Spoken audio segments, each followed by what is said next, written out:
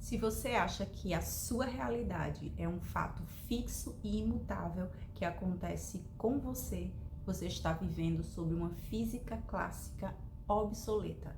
Eu sou Nathalie, cientista e estrategista de soberania, e aqui nós não acreditamos em prosperidade, nós a sintetizamos como uma reação química inevitável. Então, hoje eu vou explicar para você o famoso experimento da dupla fenda, mas de uma forma muito fácil para que você, de uma vez por todas, compreenda o que significa esse experimento e o que ele tem a ver com a sua vida. Uma barreira, né, com duas pequenas aberturas e atrás dela tem uma tela.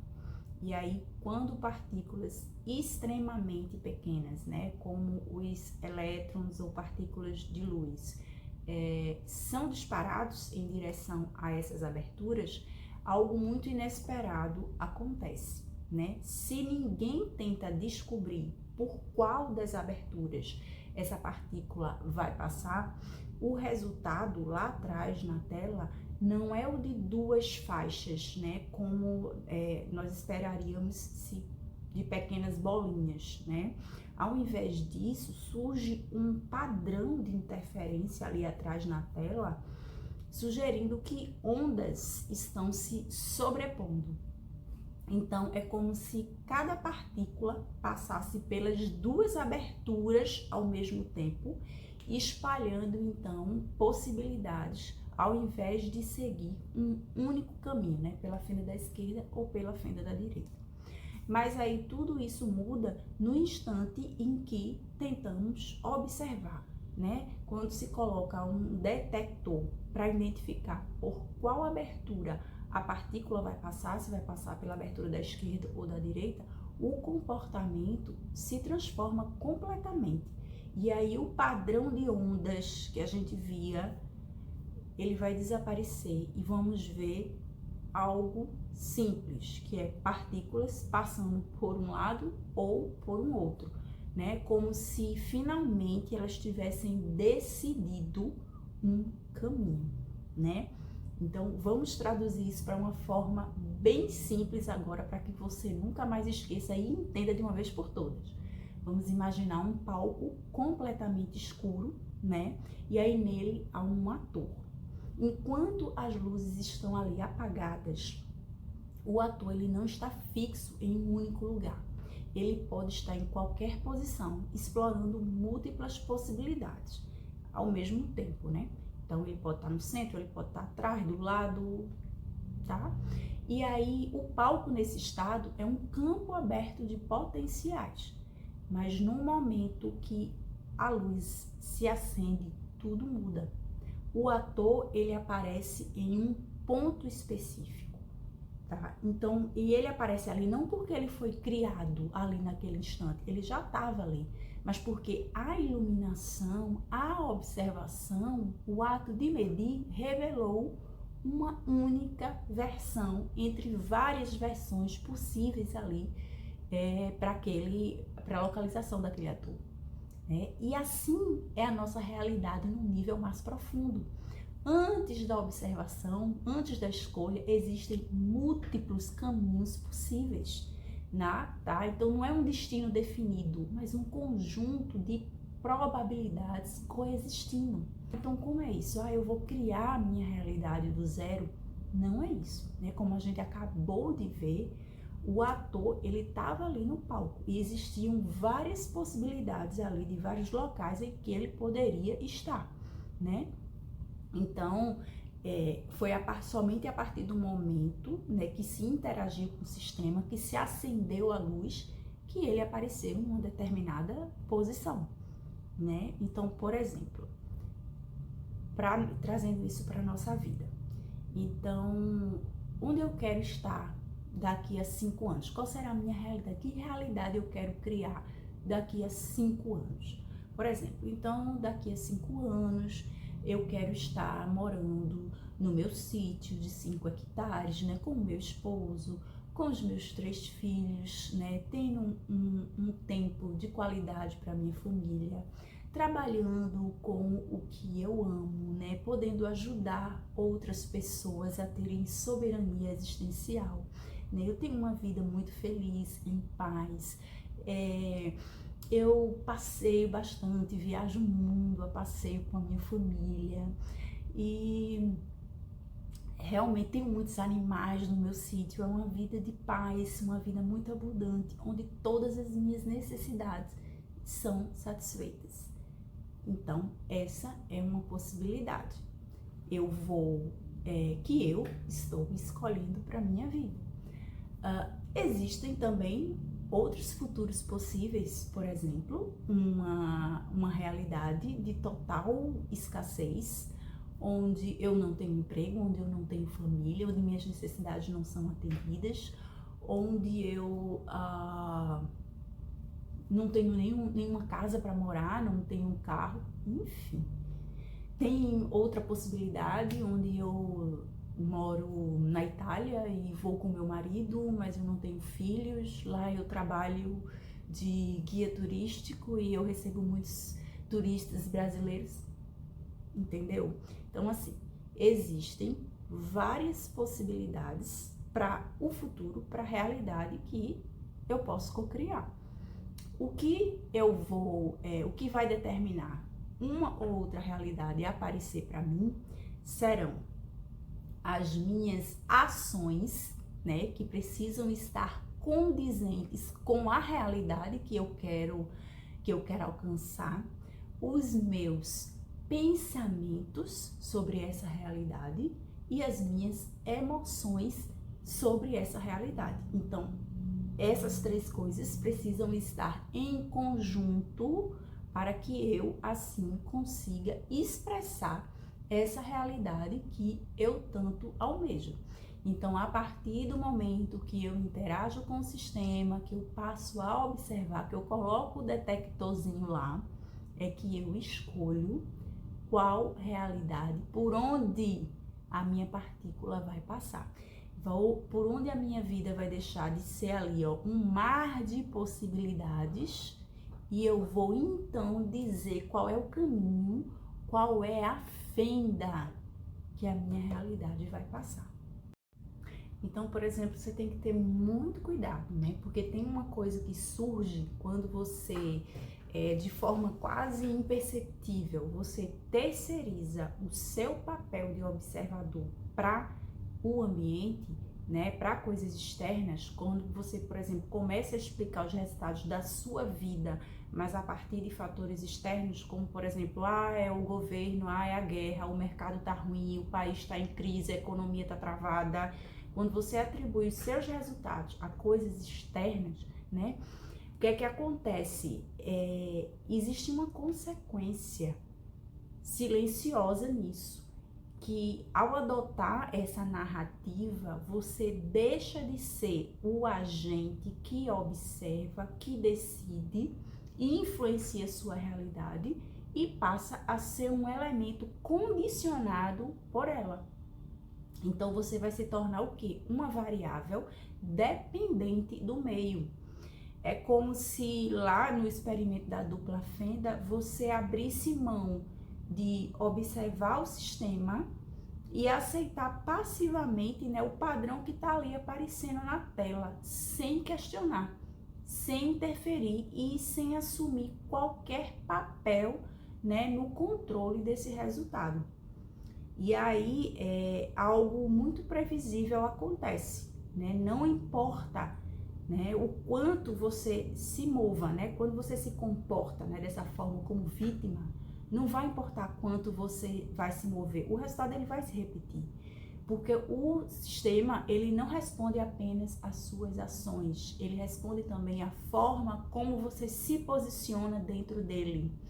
E ele reflete de maneira consistente o padrão que você está ali sustentando. E quando esse padrão é um padrão de limitação, de escassez, de impotência, a sua realidade ela vai se organizar em torno disso.